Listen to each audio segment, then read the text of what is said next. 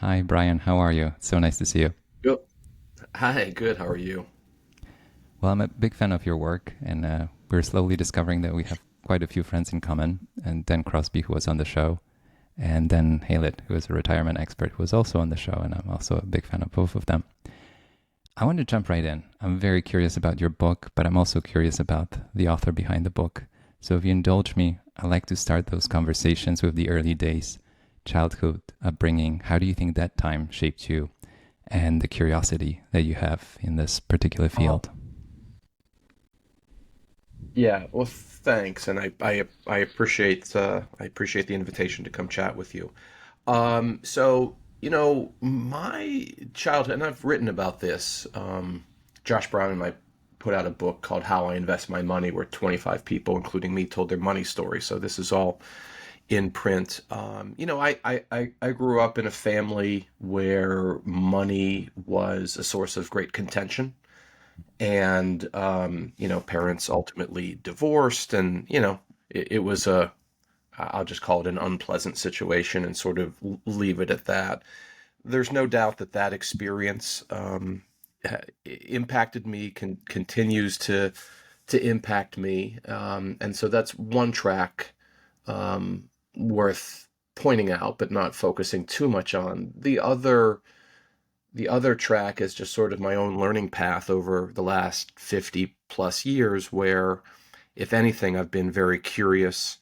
Um, you know, uh, College, worked in politics in Washington, D.C., ended up getting a doctorate at the University of Chicago, but focused on in the political science department, but studying economics and sociology, and it was very cross disciplinary. And ultimately decided not to be a professor, went into investments at analytics at Morningstar, and on and on and on. Um, I I have I'm by my measure, I'm sort of on my fifth career: Mhm. politics, then academia, then investing, then writing, and now I'm an entrepreneur. And I've been very comfortable uh, digging into things, changing my mind, moving from one career to the next to figure out what's what. And I like to say, uh, and I say this to my kids, I'm not sure if they get it, but generally speaking, that I think a lot of success in life is the ability to paint the arrows after you've shot the bullseye. Paint the bullseye after you've shot the arrows. Sorry, I inverted that, meaning that, like, much of life we're trying things most people don't know, including me, don't know what the hell they're doing, and you kind of hope it works out, and sometimes it does and sometimes it doesn't. Most of life is luck and randomness, um, but at times things do go okay, and to lean into that is a really good thing, and that's where you sort of paint the bullseye. That's where you say, hey, look at this one arrow, like, I nailed it, even though it's one of 100 arrows that are sprawled across a large canvas. And that's how I've sort of ended up here, having written some books and built a company based on one of those books and figuring stuff out.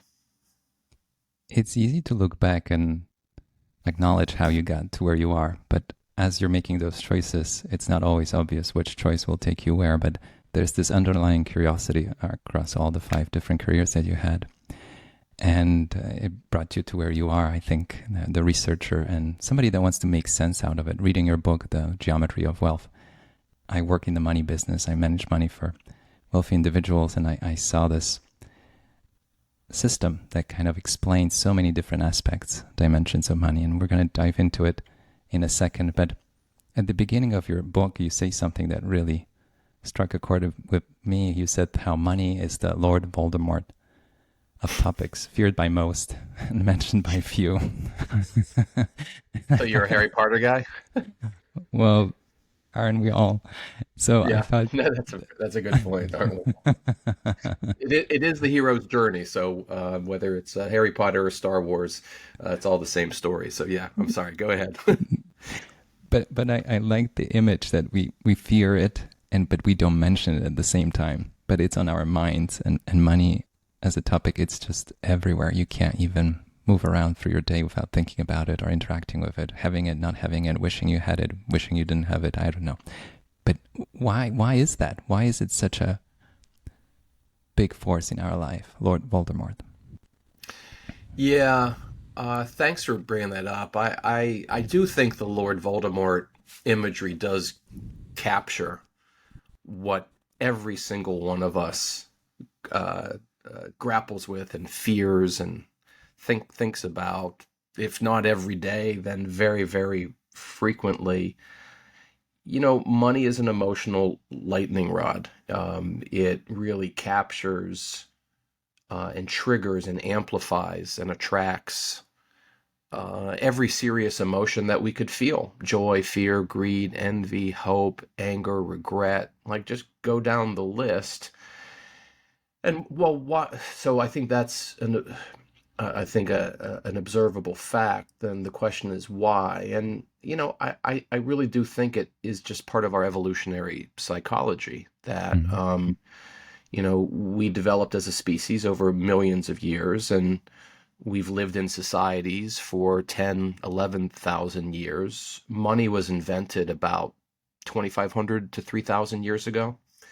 And so, in our evolutionary development, which has basically been the theme of survive and thrive. I mean, that's the way I Mm-hmm. think about our evolutionary journey. Like, job number one every day is to survive, because you only get one. You only get, we only have a kind of a one punch ticket. So every day, you got to stay alive, and at a deeper level, our genes, they want to propagate.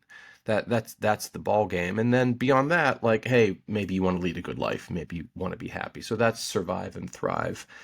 And money just sort of like inserts itself into that survive and thrive dynamic in such a unavoidable way that it results in this discomfort with money that I'm just, for as long as I'll do this, I will continue to be amazed at how difficult a topic it is.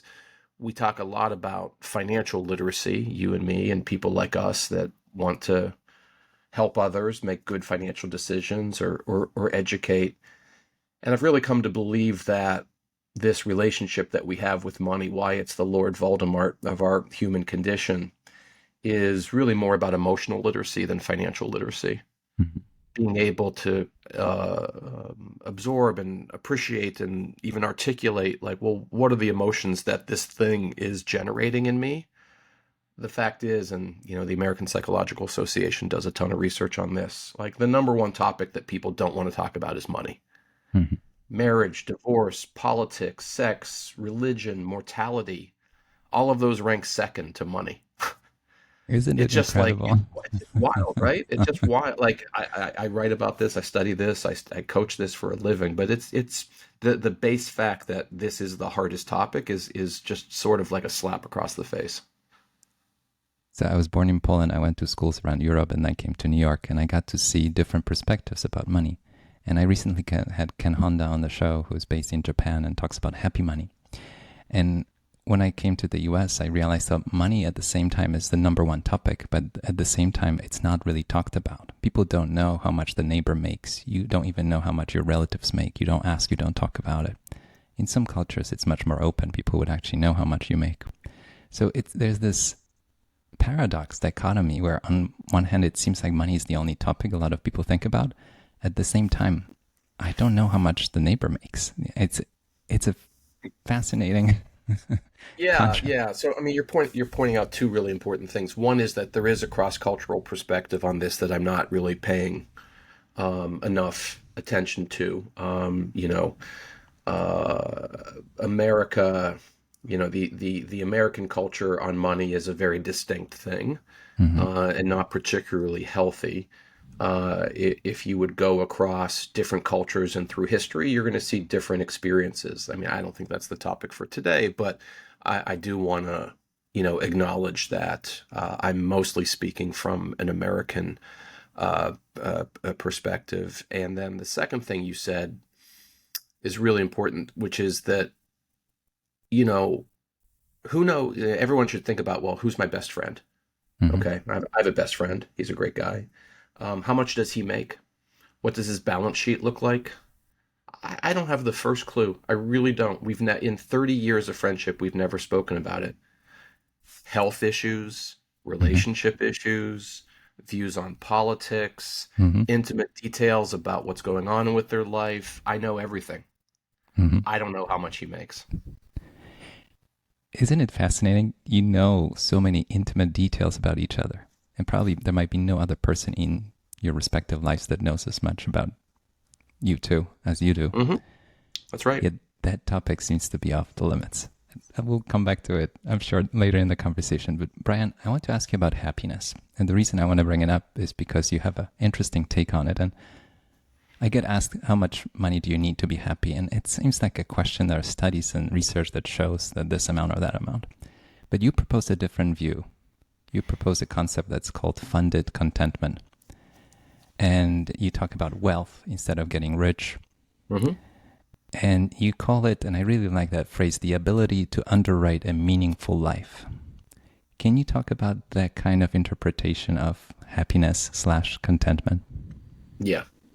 So, going back to your first question, the first element of this conversation, we're exploring the emotional experience of something called money.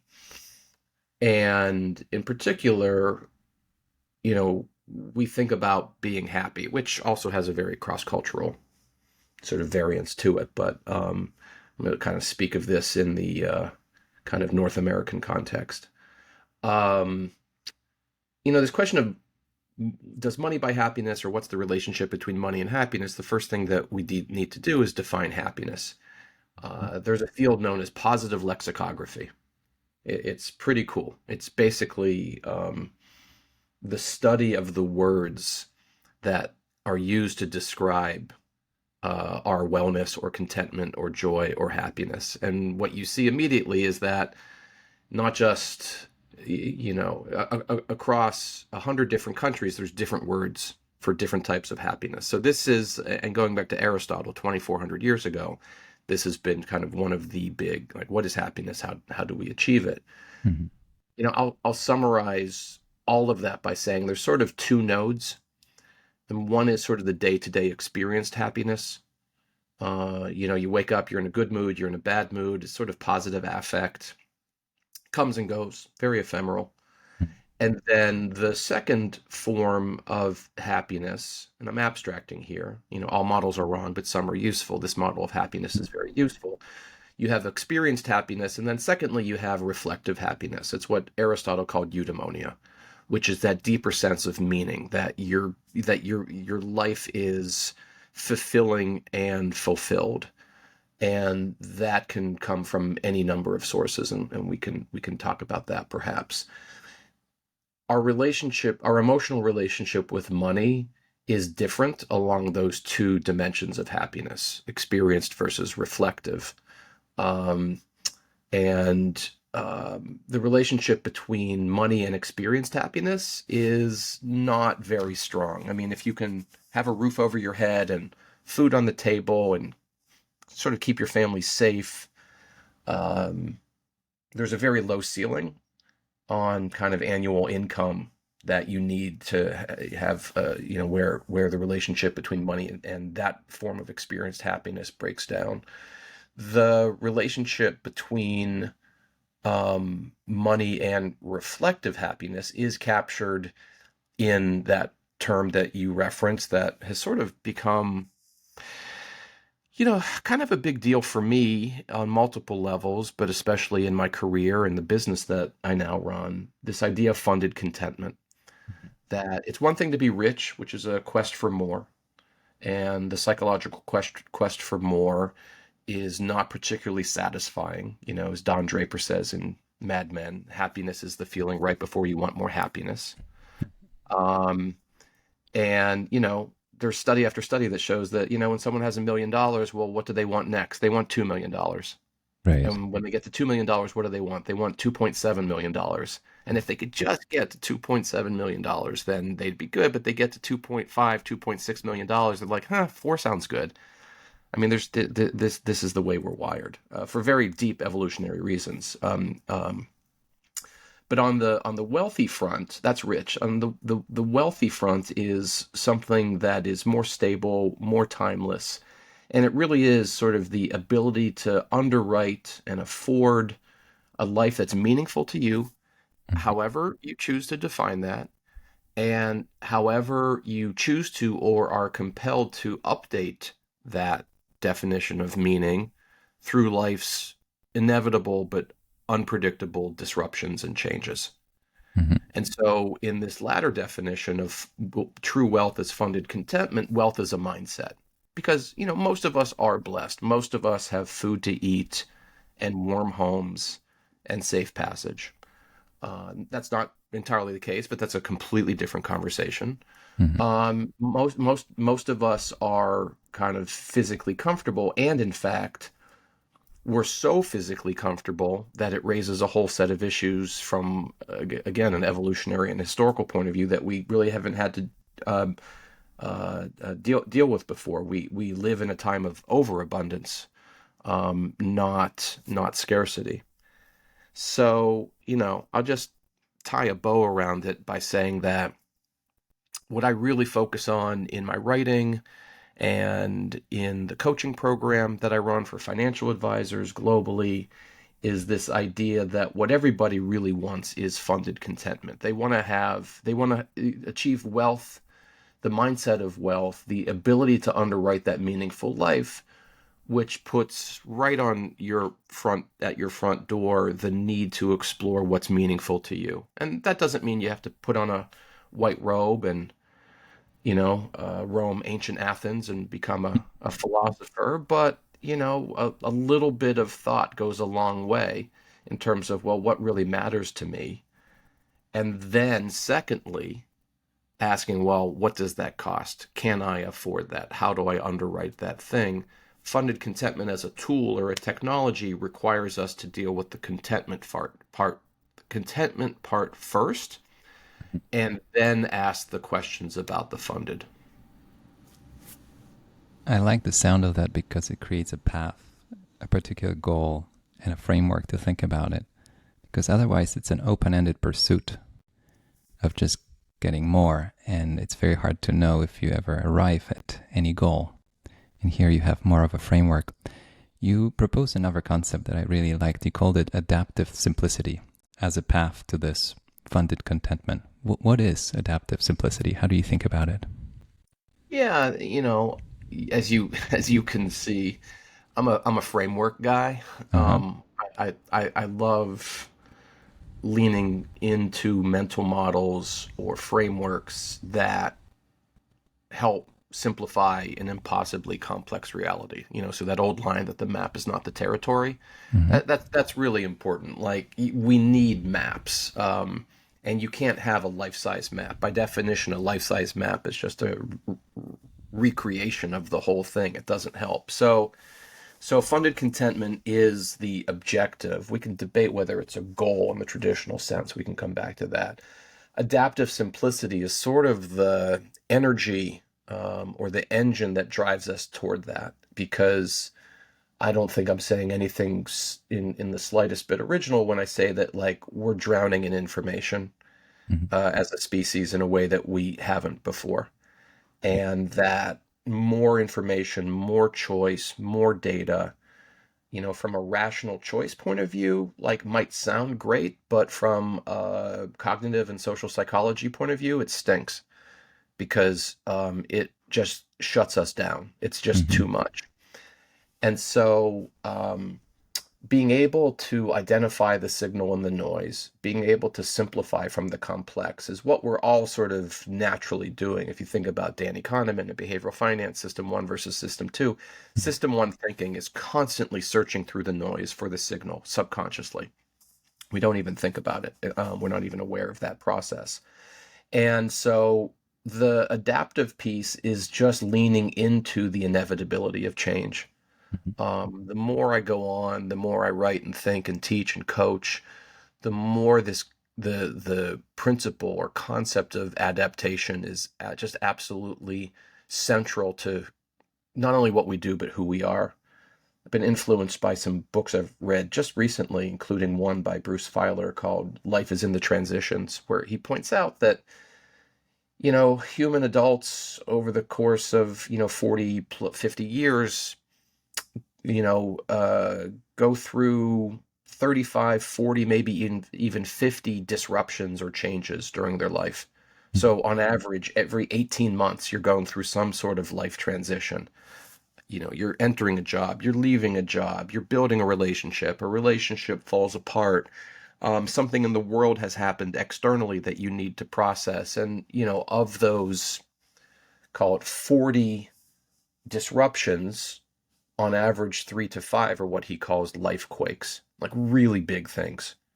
A major change in a relationship, a health issue, obviously, mortality and death, really big thing. So almost all of what we're doing as human beings is um, being confronted by change and Mhm. disruption, and then having a series of choices as to how we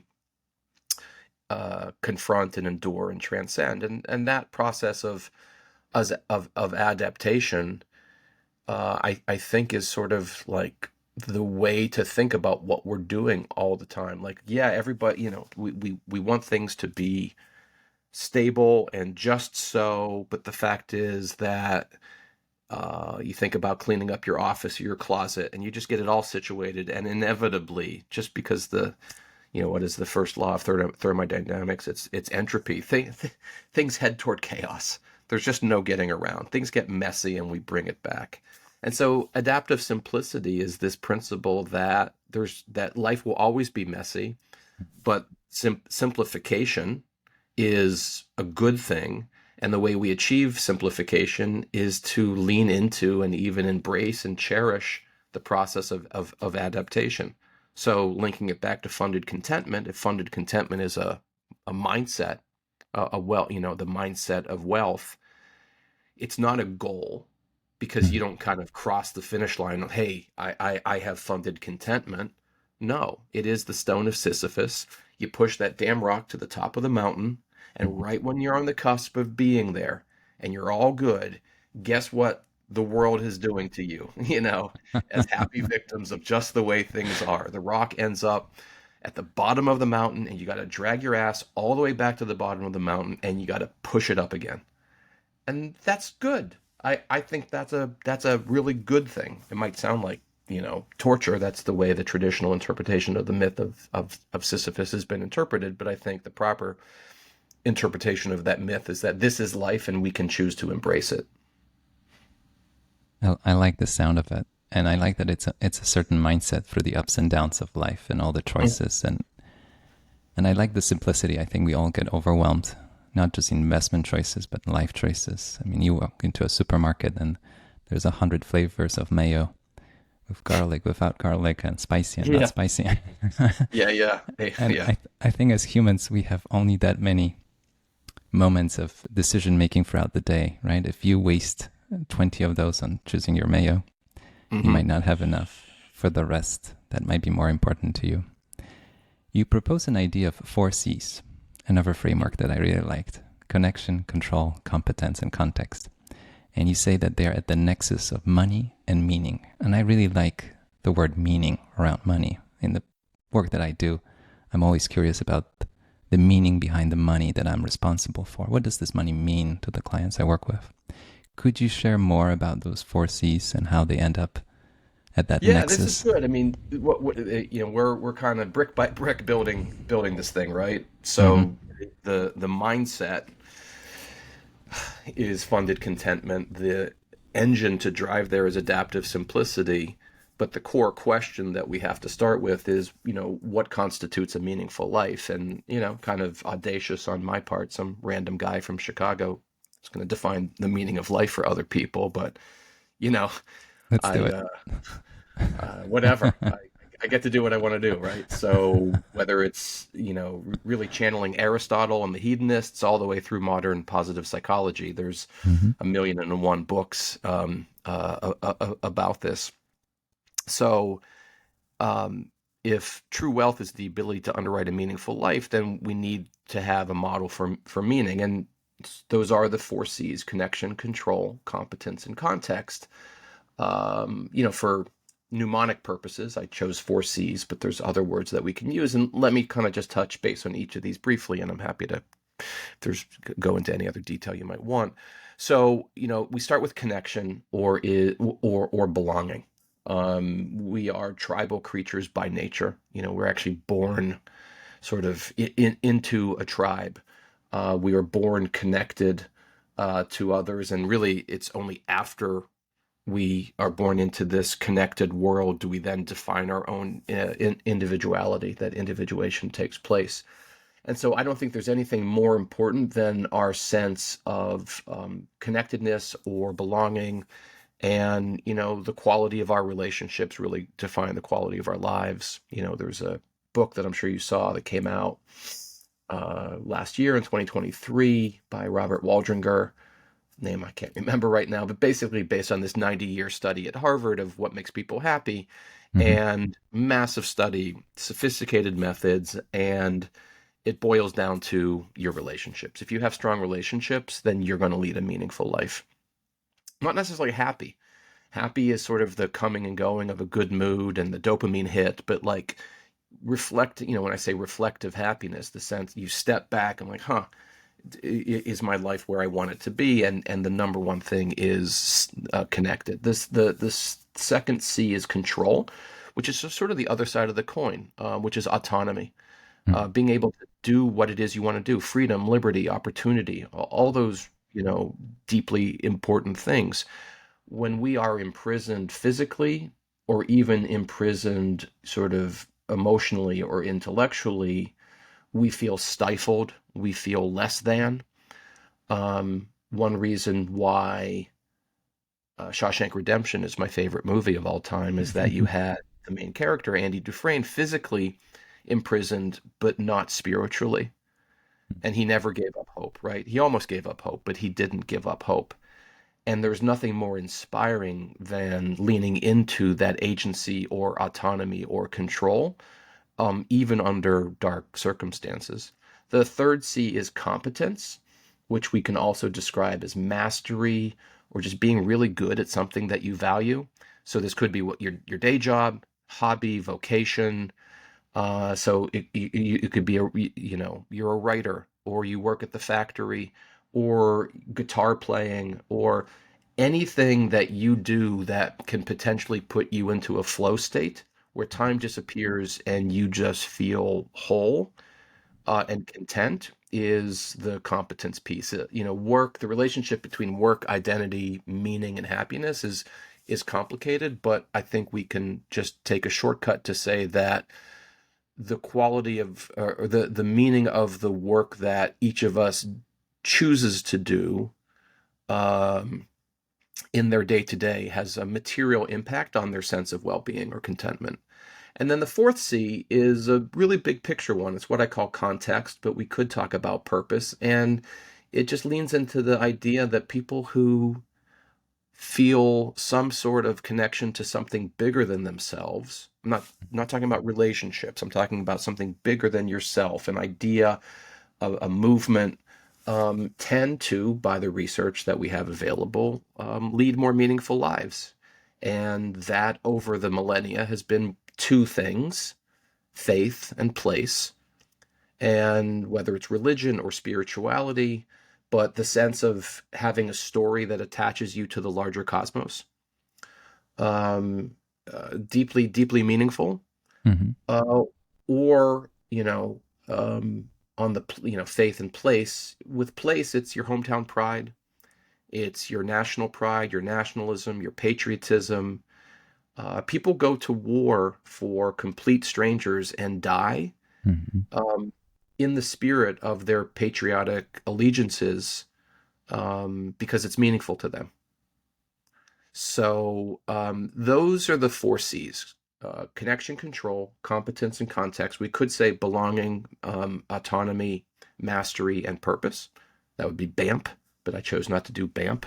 chose to do the four C's.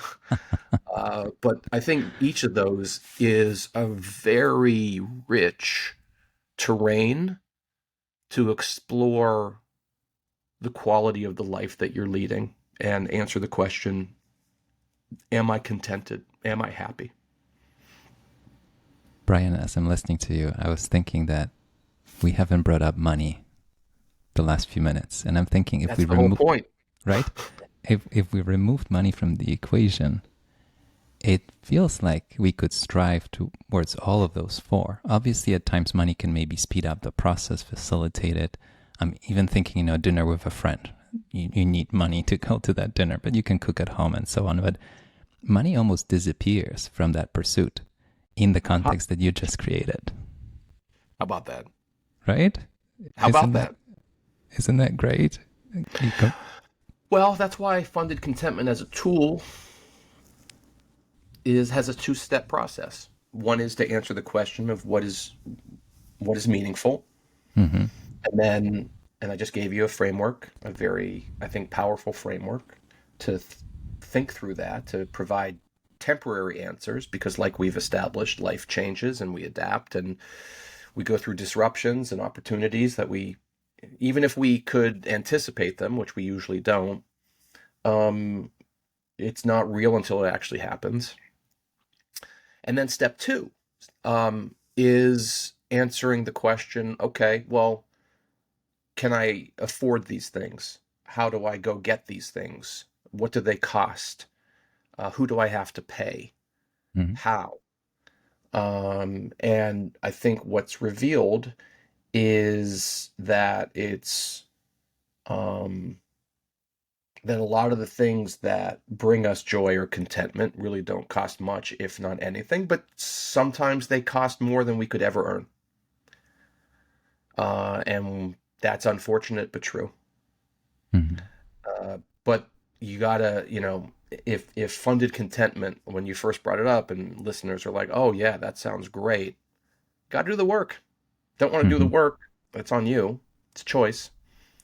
But where is contentment coming from you? And like so, as a footnote, like we work with we coach financial advisors, and like the main thing that we talk about is training player coaches in the search for funded contentment, with an emphasis on player coach, because yes, you're coaching your clients to move toward funded contentment, but you're also on the field, you're on the pitch. um, you yourself as an advisor are seeking funded contentment because you're a human being as well. It's just so the process is leaning into those answers to where is contentment coming from, recognizing that. And we do this in exercises. If you can tell a life story, you can just create a 4 row sheet with the four C's, Mm-hmm. and then you can make as many columns as you want: teenage, 20s, 30s, 40s, 50s, or you could, whatever chapters of your life you want, Right. just go through the exercise, write down, like pick up a pen Mm-hmm. and fill in the grid. Okay, in my 20s, when I review the four C's, Mm-hmm. was I connected? Was I in control? Was I competent? Where was the context of my broader purpose? You can Mm-hmm. really begin to interrogate your life. And then once you have that situated, hey, what did this cost? What would this cost going forward? Sometimes Mm-hmm. there's a dollar figure. Sometimes we're spending other forms of capital. We're spending social capital. We're spending human capital. We're spending temporal capital. We're not necessarily spending financial capital. It all sort of unfurls into a framework that people can learn and adopt. It's much more than money, and there are certain things that will come to you with no money expense, and there are None. some things that no money can buy at the other end of the spectrum. And speaking, go ahead. Yeah. Now, I was going to say, like, no money can buy, which kind of raises the word priceless. Yeah, things are priceless, but some things are just really, really expensive. Mm-hmm. I think about people in my generation, Gen X, who are in many cases taking care of their parents. Hmm. Do you know what it costs to have your parent in an assisted living facility? It is beyond the reach of almost everybody to afford good Hmm. care for your parents. So when we talk about like funded contentment, what does it cost to underwrite a meaningful life? One of the sources of meaning is the love I have for my parents and my desire for them to, exit the world, with dignity. Hmm. I might not be able to afford that. So this is really real. This isn't like, Hmm. oh, I like walking on the beach and that's free. No, this gets really real really quickly. Yeah, it's a very powerful realization that some things are just very, very expensive, and Yeah. it's a Yeah, not whole priceless, expensive. Priceless is like a expensive. fancy poetic term that are Hmm. used in like credit card commercials. Really effing expensive is like the life that we live. And I'm sure it's a topic for a whole new episode, but the cost of certain things, including education and healthcare, Education, right? Things that, education, healthcare, elder mhm. care. Um, yeah. And we have certain expectations when it comes to that as well, right? As citizens or humans, however you want Hmm. to describe it, and Yeah. we feel like somebody owes it to us. We should have it. And it might be out of reach, at least in the Hmm. context that we created or expected to have. Brian, I have a big picture question about how we spend money. You talk about it in your book, and I see this division almost between experiences and possessions, and how one gives a certain kind of contentment or happiness or joy, and the other one a different one. And I really like this idea, and I'm curious how you think about it. But when you go on a trip, you come back, you can retell the story 1,000 times. It's an experience. If you buy a car, you show it to your friends one weekend, and you kind of move on. And I had this image in my head reading your book how it's obvious I want the experiences, and the possessions will not give us as much joy as we think. Can you talk about that? Yeah, yeah, and it's a little bit messy. I mean, possessions can make us happy. Uh, in plenty of circumstances, especially when that possession could be a new road bike Mm-hmm. or a new car, and you love cycling and you love driving and you have a performance vehicle, and so that possession becomes an experience. So I'm sort of making it messier before I'm making it cleaner. But I think the literature there's a lot of research on this, and I think broad side of the barn, what we understand is that as it relates to longer lasting contentment, experiences tend to be much more impactful. And you began to allude to the reasons why, and it ties back to the four C's. I mean, we're not the four those four pillars for what drives human contentment are evergreen. What's inside each pillar can change, but like those four things are always around. And the thing about experiences, first and foremost, is that we tend to share them with others. And so it really sort of supercharges our connectivity. We take a trip with our partner or our family or with dear friends. But, after college, I traveled Europe by myself for 3 months. And that wasn't connection because I wasn't going with anyone, but it was autonomy. It Mm-hmm. was my curiosity. That trip, which was in 1992. So 32 years ago, I remember it vividly. It was one of the happiest things I've ever done and ever will do. It was a deeply meaningful experience. Um, so experiences tend to tweak or charge, some of the sources of contentment we've talked about. And you also alluded to the fact that they can be enjoyed three different ways: Mm-hmm. uh, anticipation, experience, and memory. So I think I don't know the stats, but I think there's some interesting research that shows that like a pretty large percentage of our enjoyment of our vacations is in the anticipation of the vacation. Then we go and the flight's delayed and your kid's screaming or you're not getting along with your partner or, the hotel lost your reservation.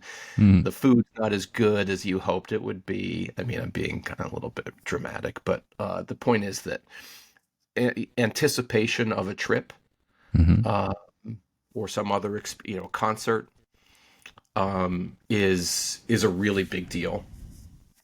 Then there's the experience itself. So that's your next bite at the apple.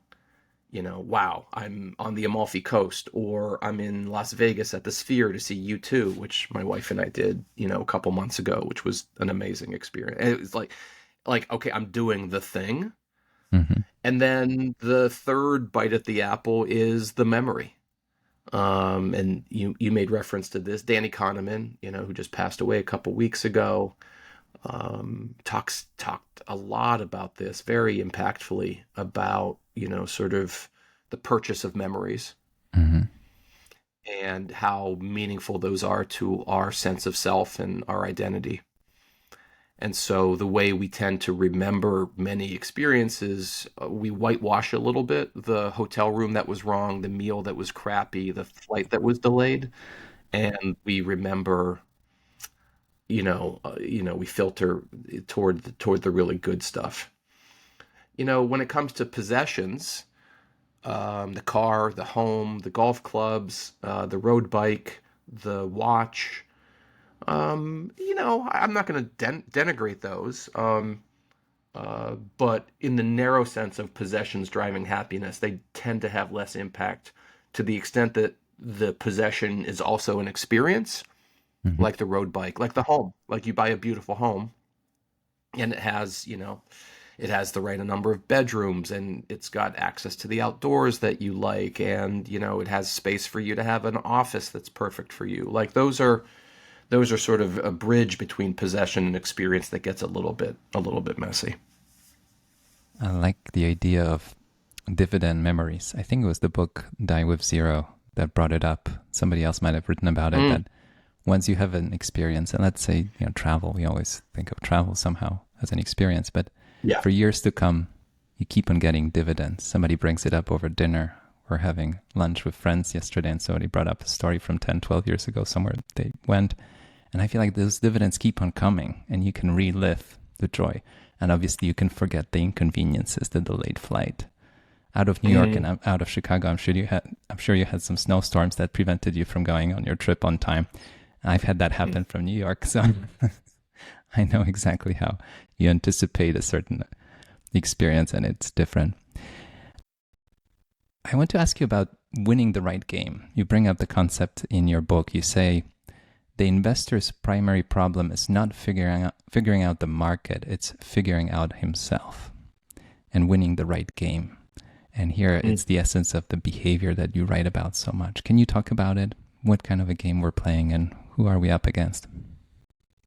Yeah. So, this book here, The Geometry of Wealth, which was published in 2018, which means I wrote it in 2016, 2017, was a big pivot for me on multiple dimensions in terms of having been more of an investing career for, call Mm-hmm. it, 15 years, but sort of having the dawning recognition over several years that the behavioral piece was more important than the technical piece, even in the investing world, and hardly my terrain. I mean, this is Benjamin Graham.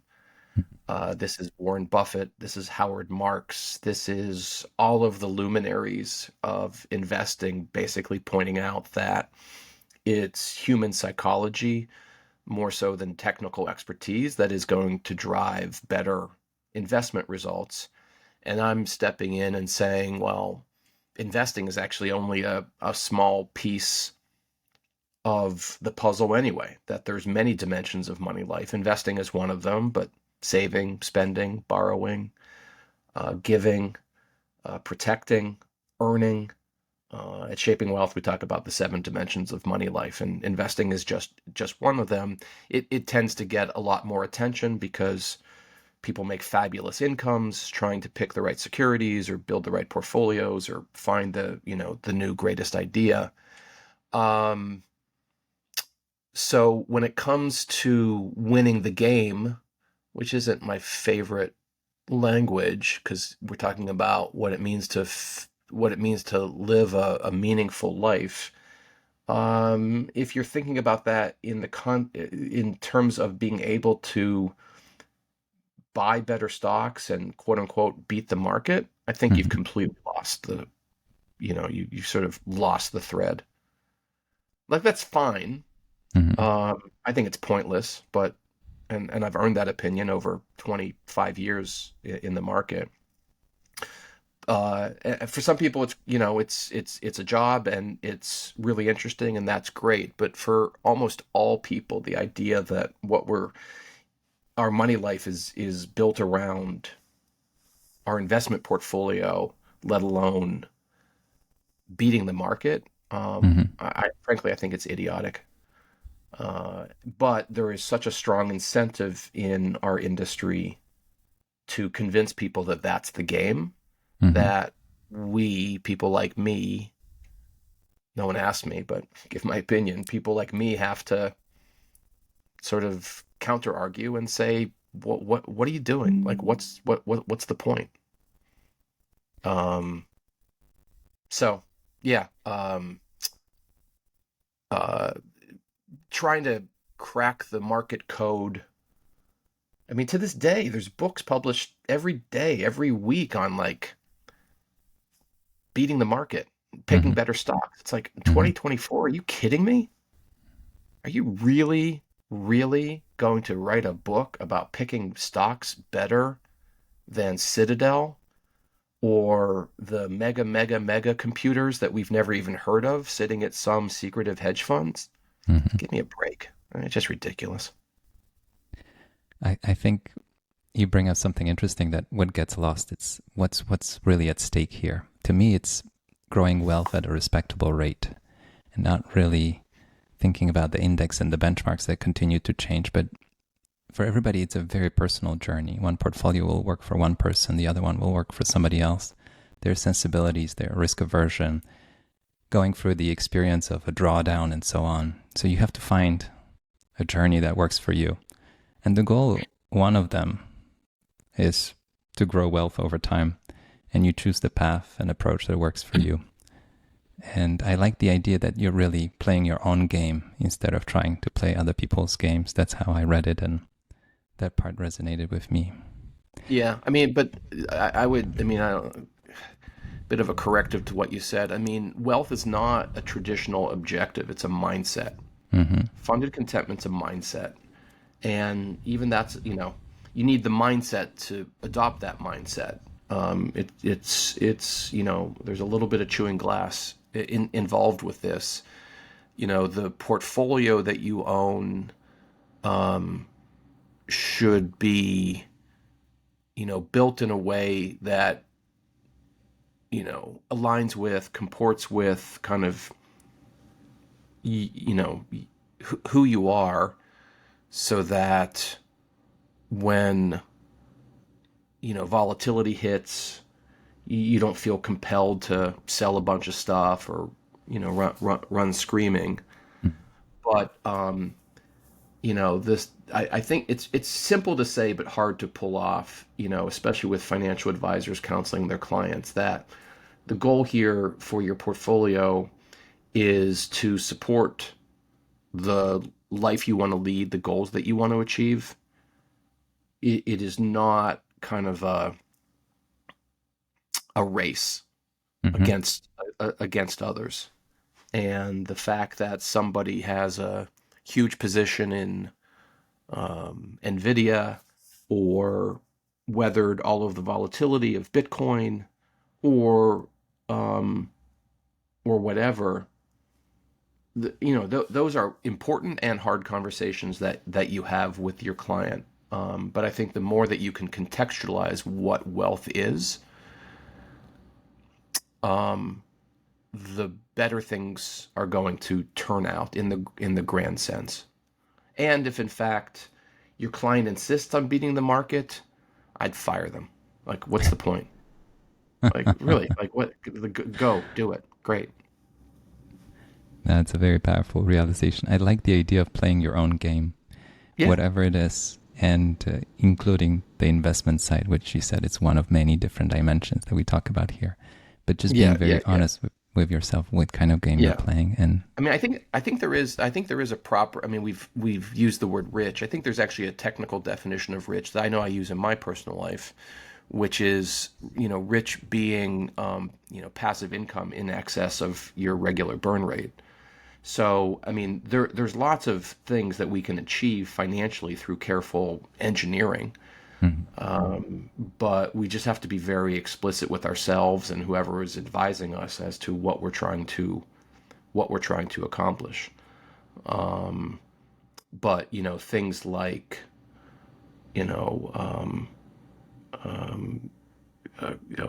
blanking on the term, sort of goal creep, or this idea that you Lifestyle have inflation. $2 million and now you want 3 million. Yeah, lifestyle creep. Hmm. You bought the 5 bedroom house and now you want the 7 bedroom house, or you want both of them, or whatever. That it's more important to think about lifestyle creep than it is picking the best stock. Brian, I want to ask you about success, but before that, real quick, I want to ask you about time. You bring it up towards the end of your book. You say, big question, can you buy, we buy and sell time for money. And there's this idea, is time money? Then you call time a gremlin. You call us humans time travelers, which I really like, the future self, past self. And you talk about this journey from today to the future self. And you bring up Hal Harshfield's book, which I really like, about future selves Mhm. as well. It's a dance between time, money, and us in it all. Can you talk about it? I really like the dimension, the time dimension of it all, because we're sometimes making decisions that will have a bigger impact on not us today, but us in the future. Yeah, I think, and again, I think a lot of people will say this. Time is our most valuable asset. It's the thing that we don't get more of, and being thoughtful about how we want to spend the limited time we have on this planet. I don't think there's anything more important than that, and that there are trade-offs between money and time, very, very explicit ones.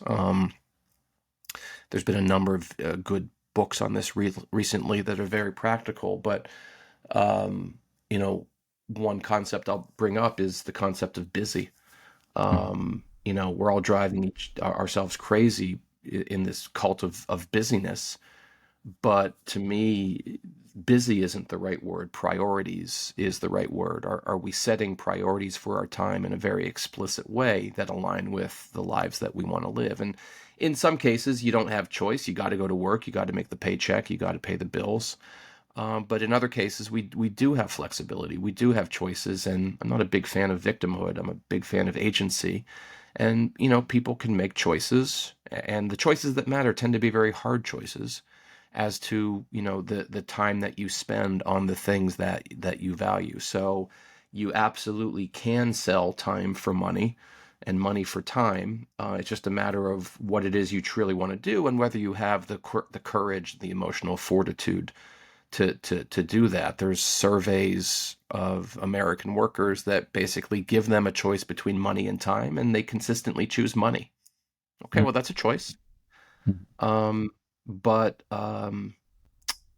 that that's something we each need to grapple with. It's a very personal decision.